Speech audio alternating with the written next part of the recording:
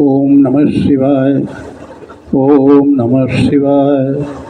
ओम नमः शिवाय। श्रावण के इस परम पावन माह में हम लोग भगवान शिव और उनकी प्रिय नगरी काशी की चर्चा कर रहे हैं। इस काशी की भव्यता और महानता में योगदान देने वाले संत महंत देव धनुष योगी यति शासक प्रशासक सभी का स्मरण करना हमारा पावन कर्तव्य होगा।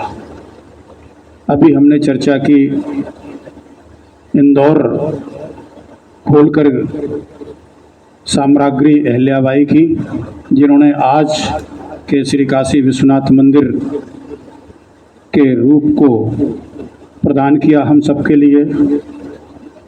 1780 में करीब 120 वर्ष बाद जब नीच शासक औरंगजेब ने यहाँ के मंदिर को विध्वंस कराकर उसके ऊपर मस्जिद का ढांचा खड़ा कर दिया था, महारानी ने पुनः प्रतिष्ठा प्रदान की।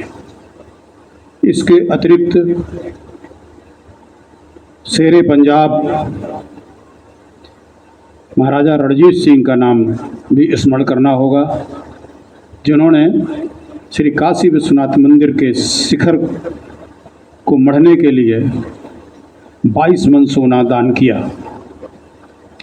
इससे जुड़ी हुई एक किंवदंती है कि कहते हैं कि महाराजा रणजीत सिंह को जब सिंहासनारूढ़ किया जाना था, उनको मुकुट पहनाया जाना था, उनका राज्याभिषेक होना था, तो तत्समय के क्षत्रिय समाज ने उनका बड़ा विरोध किया। उनका कहना था कि राज्याभिषेक तो केवल क्षत्रियों का होता है। चूँकि रणजीत सिंह क्षत्रिय नहीं हैं, कोई उन्हें जाट कहता था, कोई उन्हें कुछ कहता था। बाद में तो हमारा ये सिख पंथ हुआ ही, जो हिंदू समाज का अविभाज्य अंग है। तो इसलिए वहाँ के जितने आचार पंडित थे जो राज्याभिषेक कराने की विधि में पारंगत थे, उनको मना किया गया। तब सुना यह जाता है कि महाराजा रणजीत सिंह काशी से एक अत्यंत ही विद्वान ब्राह्मण को सपरिवार लेकर के गए और उन्होंने जब निश्चित तिथि को घोषणा कर दी कि आज की तिथि में राज्याभिषेक होगा, तो बहुत लोगों के मन में यह जिज्ञासा थी कि आखिर राज्याभिषेक कराएगा कौन? कोई ब्राह्मण तो करा नहीं सकता, क्योंकि महाराजा रणजीत सिंह क्षत्रिय तो है नहीं। लेकिन जब उपयुक्त समय आया तो तमाशा देखने के लिए अनेक ब्राह्मण आचार्य और बहुत से लोग जो अन्य इधर उधर छुटपुट राजा थे, उनके दूत पहुँचे और उनकी जो प्रजा थी वो तो वहाँ पर उपस्थित थी ही। ठीक अवसर पर वो ब्राह्मण प्रकट हुए काशी के, तो लोगों ने प्रश्न करना प्रारंभ कर दिया कि भाई ये कौन है, हम कैसे माने कि ब्राह्मण है और हम कैसे माने कि इनको राज्याभिषेक की प्रक्रिया मालूम है। तब उस ब्राह्मण का परिचय पूछा गया। ब्राह्मण ने बताया कि मैं भगवान शिव की राजधानी काशी से हूँ, मेरा ये आस्पद है, मेरा ये गोत्र है, मेरी ये योग्यता है, मेरा ये अनुभव है। और उसको सुनकर के सारा जो समाज था, इवन ब्राह्मण समाज वहाँ का, जो वहाँ के क्षत्रिय राजाओं के दबाव में महाराजा रणजीत सिंह का राज्याभिषेक कराने को तैयार नहीं था, वो आश्चर्यचकित हो गया और पूरे विधि विधान से महाराजा रणजीत सिंह का राज्याभिषेक कराया गया। कहते हैं कि काशी से जुड़े हुए इस परिवार के उपकार के कारण महाराज ने श्री काशी विश्वनाथ मंदिर के शिखर मंडप को मढ़ने के लिए शुद्ध सोने का दान किया, जो 22 मन 22.5 मन की बात बीच बीच में आती है। लेकिन अगर हम उनके अन्य कृत्यों पर नज़र डालें तो ये लगता है कि ये उनकी प्रवृत्ति थी। उन्होंने सिर्फ मंदिरों के लिए नहीं, मस्जिदों का भी निर्माण कराया था। कई चर्च और गुरुद्वारे भी उन्होंने बनवाए थे। पटना साहब का गुरुद्वारा उन्हीं का बनाया हुआ है। साहिब कमाल साहिब श्री गुरु गोविंद सिंह साहिब महाराज का जो जन्म स्थान है, उन्होंने हुजूरे साहब बनवाया। उन्होंने शुद्ध सोने से स्वर्ण मंदिर की कब्र और दीवारें बनवाई और उन्होंने गुरुद्वारों को लाखों एकड़ की ज़मीन दी, जैसे ननकाना साहिब, साहिब श्री गुरु नानक देव जी महाराज का जन्म स्थान, और उन्होंने मुल्तान में हिंदू सूर्य मंदिर के लिए भी भूमि दान दी। तो उनके दान के कार्य बहुत से प्रसिद्ध हैं, इसलिए केवल इस कथानक से जोड़ना कि चूँकि काशी के एक ब्राह्मण ने जाकर के उनका राज्याभिषेक कराया और इस के बदले एक तरह से उन्होंने ये सोना दान किया, ये उनको उनकी श्रद्धा को, उनकी भक्ति को, उनकी उदारता को कमतर आंकना होगा। लेकिन ये एक चर्चा है। हम ऐसे शेरे पंजाब महाराणा रणजीत सिंह के बारे में कुछ चर्चा और करना चाहेंगे।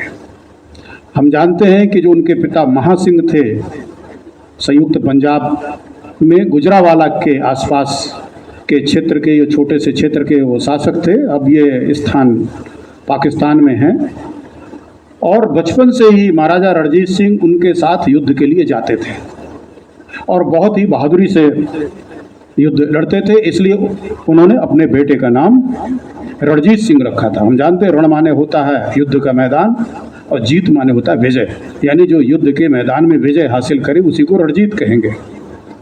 और ये इससे भी प्रमाणित होता है कि जब उनके पिता की मृत्यु हुई उस समय महाराजा रणजीत सिंह की आयु 12 वर्ष थी, लेकिन उन्होंने इसी उम्र में अपनी रियासत का कामकाज संभालना शुरुआत कर दी, कामकाज संभालना प्रारंभ कर दिया था मृत्यु के बाद, और बड़ी कुशलतापूर्वक राज्य का संचालन किया।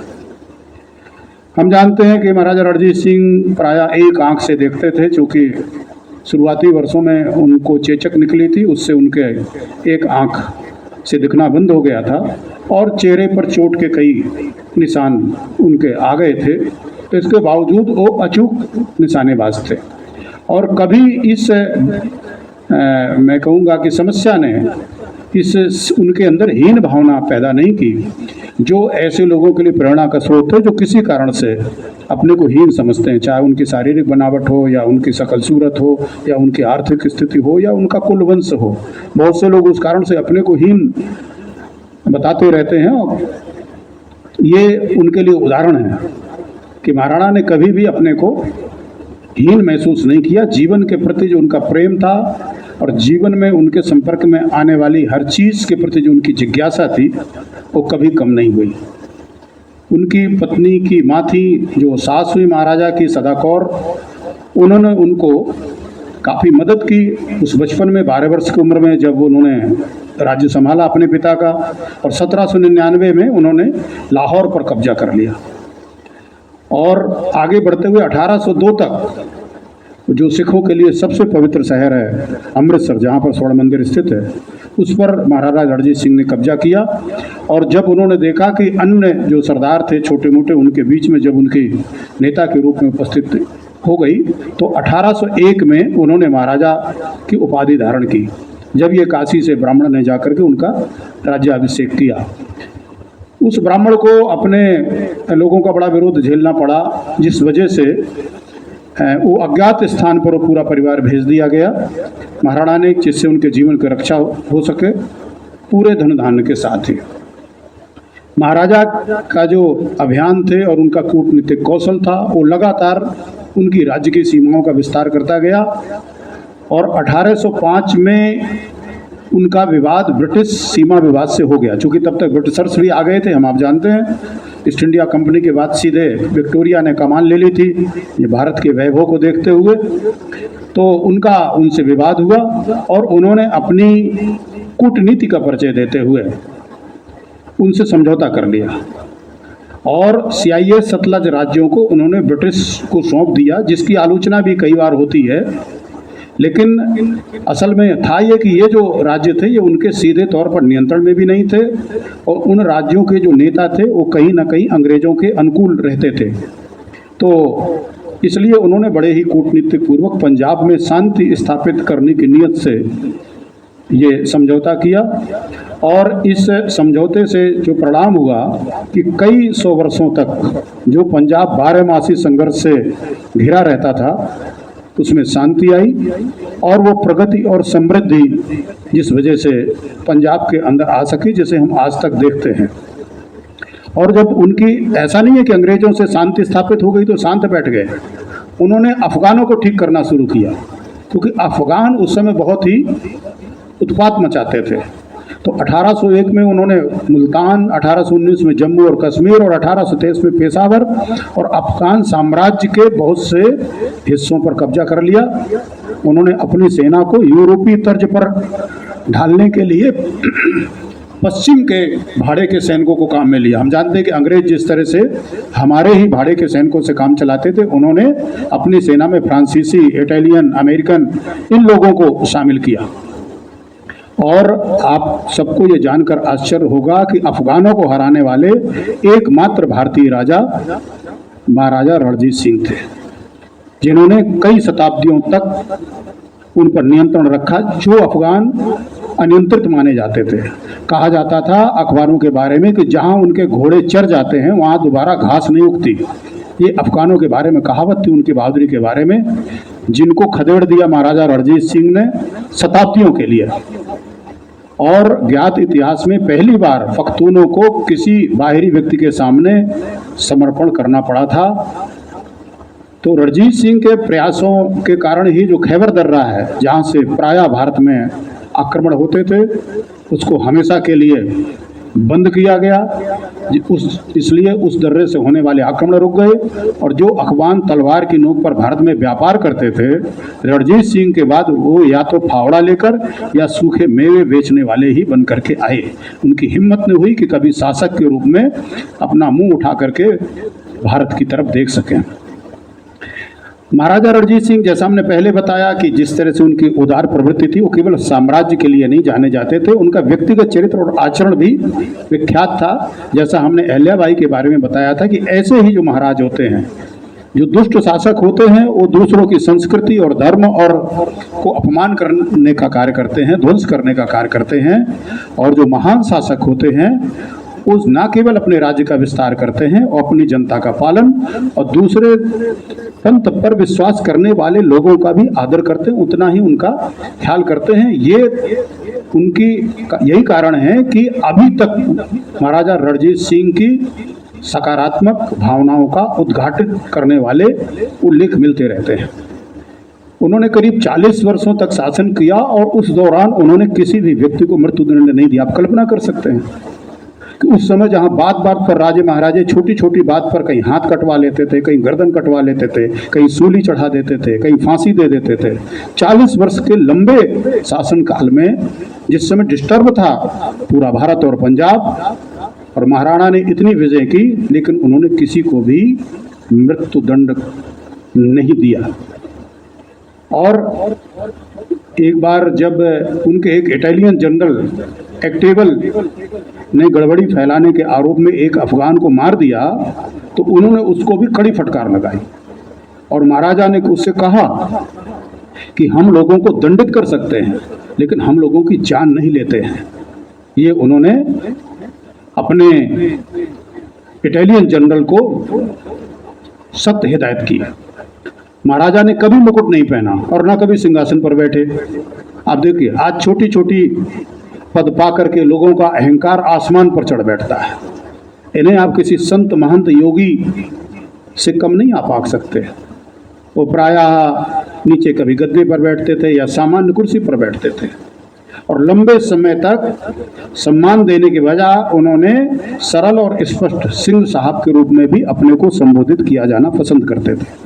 कोई सम्राट, महाराजा, अधिराज, शहंशाह, इस तरह की कोई पदवी उन्होंने स्वीकार नहीं की, न इस तरह से अपने को संबोधित करना उन्हें पसंद था। जैसा मैंने बताया कि उन्होंने हरमिंदर साहब, जिसे अब हम लोग स्वर्ण मंदिर के नाम से जानते हैं, उन पर सोना चढ़वाया, और कहते हैं वहाँ पर जितना सोना चढ़ा उससे 3 गुना अधिक मात्रा में ही उन्होंने काशी विश्वनाथ के लिए सोना चढ़ाया। अहल्याबाई की तरह ही उन्होंने कई अवसरों पर अपने सैनिकों का सामने से नेतृत्व किया। एक बार अफगानों के विरुद्ध जब वो अभियान कर रहे थे, तो एक प्रचंड तेज बहती धारा थी नदी की, जिसको पार करना असंभव माना जाता था, लेकिन उन्होंने अपने घोड़े को उस बहती धारा में कुदा दिया और अफगानों का पीछा किया। उनको घोड़ों और बंदूकों से बड़ा प्यार था। इन्हें कब्जे में लेने के लिए वो किसी भी हद तक जा सकते थे। एक बार पेशावर के गवर्नर को उन्होंने इसी बात पर हटा दिया क्योंकि उसके पास एक सुंदर और मजबूत घोड़ा था जो उन्होंने उससे मांगा। दयालुता की बात करें तो एक बार उनके एक सेनापति ने कोयल, जो बुलबुल पक्षी होता है, उसको गोली मार दिया था। उन्होंने उस सेनापति को कैद कर लिया, उसको सजा सुना दी। और एक बार जब उन्होंने इतने बड़े साम्राज्य की स्थापना कर ली और एक विजेता के रूप में पेशावर में प्रवेश किया, तो उन्होंने अपने को गुरु की आज्ञा, शक्ति के बीच संयम बरतें और सम्मान के बीच विनम्र रहें, इसको याद करते हुए अपनी सेना को स्पष्ट मना किया कि कोई बाजार नहीं लूटेगा, कोई फसलों को नहीं जलाएगा, किसी भी महिला का अपमान नहीं किया जाएगा। और जब उन्होंने अपने सिक्के ढाले तो उन पर अपना नाम नहीं खुदवाया, उस पर उन्होंने नानक और गुरु गोविंद सिंह का नाम सिक्कों में डलवाया। इससे हम समझ सकते हैं कि काशी विश्वनाथ मंदिर में योगदान देने वाले एक तरह से महाराजा रणजीत सिंह कहें या महान संत कहें, किस प्रवृत्ति के थे। वो प्रेजेंस ऑफ माइंड उनका बड़ा तेज था, त्वरित बुद्धि के लिए जाने जाते थे। एक संवाद उनके बारे में प्रचलित है कि एक बार उनकी एक प्रसिद्ध रानी थी मोरान और एक मुस्लिम वेश्या थी, तो उनके बीच में उनकी शारीरिक सुंदरता पर कटाक्ष करते हुए कहा था कि सर, आप उस समय कहाँ थे जब भगवान अच्छी शक्लें बांट रहा था। हमने बताया ना कि महाराजा रणजीत सिंह को चेचक निकलने के कारण उनकी एक आंख से दिखाई नहीं देता था और चेहरे में गड्ढे हो गए थे। तो जब उसने कहा कि महाराज आप कहाँ थे जब भगवान अच्छी शक्लें बांट रहा था, महाराजा रणजीत सिंह का उत्तर था, उन्होंने उसको जवाब दिया कि मेरी प्रिय महिला मित्र, जब आप अच्छे दिखने के लिए कतार में खड़ी थी ना, तो मैं शक्ति और प्रतिष्ठा की तलाश में था।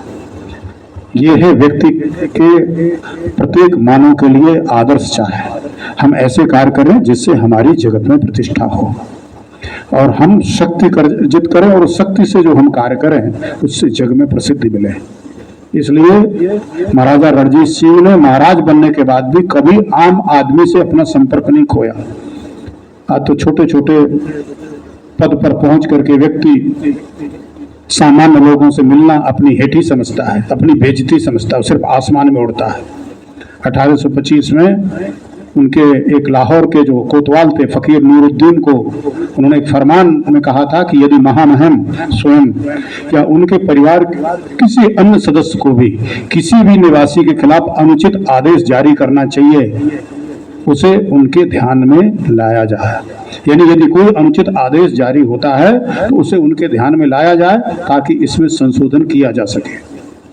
ये एक अनूठा उदाहरण है जहां राजा ने अपनी प्रजा के साथ समानता का दावा किया। इसे आज के शासकों के लिए उदाहरण समझा जाएगा। ये नहीं था कि जो हमने कह दिया वही सही है। उन्होंने कहा कि यदि कोई भी आदेश जारी होता है वो मेरे संज्ञान में लाया जाए जो प्रजा को प्रभावित करने वाला है, जिससे कि उसमें आवश्यक संशोधन किया जाए। वो आदेश जारी करने वाला चाहे जितना महान क्यों ना हो। महाराजा रणजीत सिंह के बाद उनके सबसे छोटे पुत्र राजा दलीप सिंह हुए, जिनकी शिक्षा बाहर हुई थी, विदेश में ब्रिटेन में हुई थी। और बाद में अंग्रेजों ने उनको एक तरह से बंधक बना लिया कुछ समय के लिए। तो लोग कहते हैं उन्होंने क्रिश्चियन धर्म भी स्वीकार कर लिया था। और जो महाराजा रणजीत सिंह हीरा जीत करके लाए थे, कोहिनूर हीरा, और उनकी इच्छा ये थी, अंतिम इच्छा महाराजा रणजीत सिंह की ये थी कि ये हीरा या तो स्वर्ण मंदिर को सौंप दिया जाए या काशी विश्वनाथ मंदिर में सौंप दिया जाए, अन्यथा जगन्नाथ के मंदिर में उस हीरे को सौंपा जाए। लेकिन दुर्भाग्य से जो उनका प्रधानमंत्री था ध्यान सिंह डोगरा, वो एक गद्दार निकला। उसने ऐसा नहीं किया। हीरा उसी परिवार में पड़ा रहा, जिसको बाद में अंग्रेजों ने उसको ले लिया महाराजा दलीप सिंह से। और आज भी ब्रिटिशर्स के पास वो हमारा कोहिनूर हीरा थाती के रूप में जमा है, जिसके लिए वो सर्वथा ऋणी रहेंगे। तो आज हम लोगों ने बाबा विश्वनाथ के एक अनन्य भक्त महाराजा रणजीत सिंह के व्यक्तित्व, कृतित्व और उनकी उदारता और काशी विश्वनाथ जी की श्रद्धा और समर्पण में किए गए कार्य की चर्चा की। आज के लिए इतना ही। हर हर महादेव, हर हर महादेव, जय शिव शंभो, ओम नमः सदा सांब शिवाय, नमः सदा सांब शिवाय, नमः सदा सांब शिवाय।